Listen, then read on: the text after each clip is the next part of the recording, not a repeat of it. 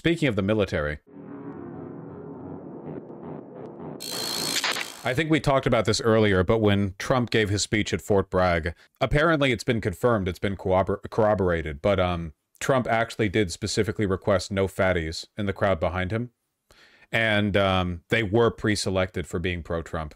I know you're speaking hyperbolically. It's extremely expensive to maintain an actual police state with this level of incompetency of American fascists. They'll do it anyway. Like, it doesn't matter. Like, you know, you're paying out the National Guard for indefinite occupation. They could afford it. They could afford it. I mean, we can't afford anything with these tax cuts, of course. Like, it's deficit spending either way. But what I mean to say is that, like, we're headlonging into financial insolvency either way. So you might as well, if you're a fascist and you don't mind deficit spending, you might as well commit to the premise, right? Oh, I saw that. Newsom trolls Trump using Emperor's voice from Star Wars. Do you think Dems should do more of this kind of thing? No, I think that's soy. I think that's cringe as personally. I think that's very soy Gen X bullshit. It doesn't really motivate anyone. That's the kind of like mockery that, listen, this is very, very important, okay? People try to derive satisfaction from their engagement with politics. And for a lot of people, especially people who are raised online, that satisfaction can be found in the form of feeling smarter than the people that you're condemning. Certainly with the debate culture, but it goes beyond that. From your uncle who posts on Facebook to make fun of the people he doesn't like, you know. There's the problem with this kind of satisfaction is that people then develop a cathartic response to stuff that doesn't change anything. Because right now, the political needle is not swinging based on arguments that make you feel smart online. Unfortunately, in the era that we're in, the needle is being swung by political engagement where the catharsis that people derive is derived through anger and outrage and action. You know, I think it's important to build within the population this churning ball of resentment, because you'll notice that in Republican circles, they very, very rarely, especially with the popular commentators and politicians, they rarely structure their content in a way that's meant to like make you feel smug and satisfied for having epically owned the enemy. This is why Ben Shapiro is irrelevant now. And I mean that. I'm not just like shoehorning him in. I actually mean that. Like, there is a type of conservative who will go online and go like, yes, the liberals don't understand that. I understand that, idiot. And then they go to sleep and they feel like smart or whatever. But that's a very ineffective group of people, which is why you don't hear about like mass shooters or like crazy pundits or politicians like getting their Ben Shapiro fix these days, you know? Nowadays, the big conservative commentators are all about building outrage, but outrage that is never addressed cathartically, right? So like anti-feminist incel content doesn't begin and end with the women and white knights are stupid, you're smarter than them, haha. It ends with they're taking society away from us, they're ruining it, they're destroying society, what are you going to do about it?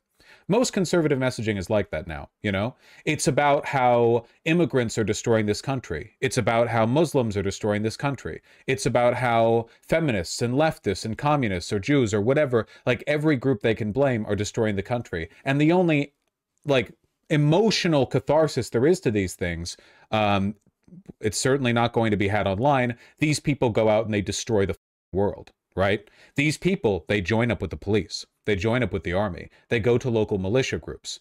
A lot of them turn into stochastic terrorists, domestic shooters. A lot of them channel their energy into political outrage and activism. They go out there and they attend marches and rallies. They act.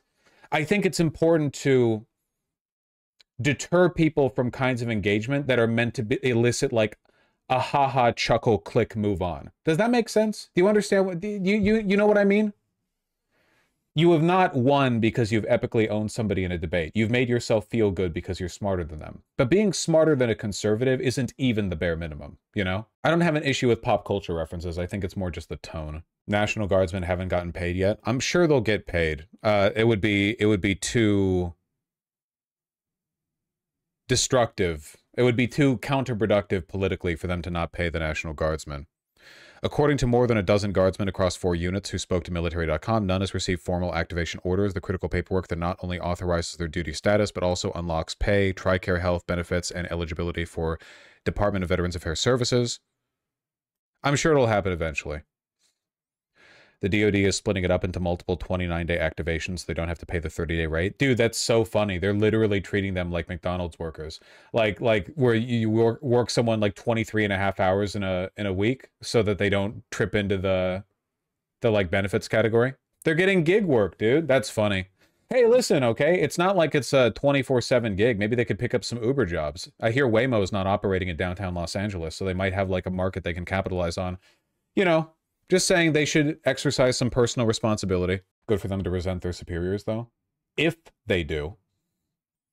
Listen, okay? We might see a lot of, like, hand-wringing media about how the National Guardsmen aren't happy to be down there, but I'm not going to be happy until I start seeing defiance of orders, okay? Troops and Marines deeply troubled by LA deployment. Morale is not great. Several service members told advocacy groups they felt like pawns in a political game and assignment was unnecessary. Sure. Of course. Obviously. We'll see it when it happens. Yeah, we saw it, dementia. Yeah, God forbid soldiers feel like pawns. A guardsman drowned in the Rio Grande trying to save a migrant from drowning because Greg Abbott did not declare an actual emergency and did not have proper activations. The family was entitled to no compensation for the guardsman's death. It's actually pretty what a lot of states are doing. Not to sound callous or whatever, but like limited sympathy, you know? Look, if Greg Abbott fucking despises you as a guardsman, you should act like it, is all I'm saying. You know, like, unfortunately, whatever path there is towards freedom and not dying in gas chambers for all of us, the sort of discomfort of the National Guardsmen, their suffering is kind of like directly on that path. And I would much rather it be because they incur a bunch of ill treatment and then turn against the administration than it be because we have to, like, fight them, you know? Because, like, they're the National Guard. I don't want to do that shit. What do you mean limited sympathy? They were trying to save an immigrant from drowning, not the time. Limited sympathy to the Guard for, like, not getting paid or poor treatment or something. Obviously, that one guy who was trying to save a migrant based. But it's like, there's a limit to what you can expect them to do because they're soldiers, right? There's, like, very strict, you know, they're held to a very high standard of conduct. But at the same time, man, I don't know. It's just, it's crazy how explicit things have gotten. And I don't really know what the medium ground is for the National Guard. Because it feels like you either obey or it's, like treason. You know, everyone gets court-martialed. I have no idea. Morale is also low among the troops. Did you see this yet? Kane 111th. Does this look familiar to you? It's the article that I had on screen about 60 seconds ago. Yeah, are you familiar with this website? It's called vosh.gd/gd me. You know, misspeaking, a poor tongue, it really is the enemy of wit. A tiny misspeak, you can't segue at all. You are cooked. I am cooked. Yeah.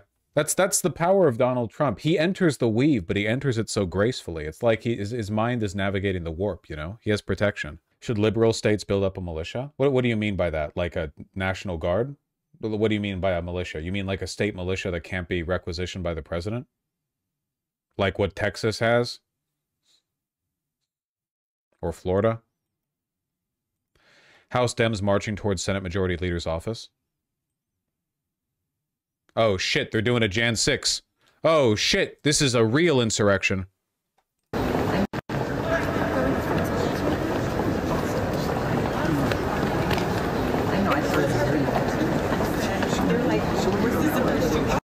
Hopefully they haven't seen Padilla's speech.